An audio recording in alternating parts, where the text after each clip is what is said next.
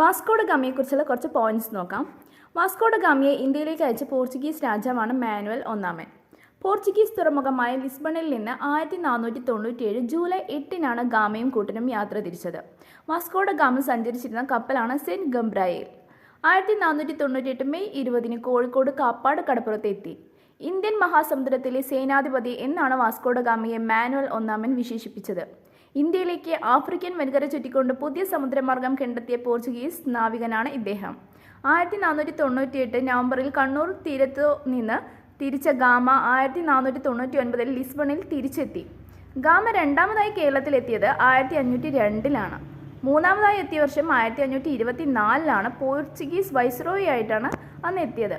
Vasco da Gama അന്തരിച്ചത് 1924 December 24-ലാണ്. Vasco ഡ ഗാമയുടെ ഭൗതിക ശരീരം കൊച്ചിയിലെ സെന്റ് ഫ്രാൻസിസ് പള്ളിയിൽ അടക്കം ചെയ്തു. പിന്നീട് 1539 പോർച്ചുഗലിലേക്ക് കൊണ്ടുപോയി.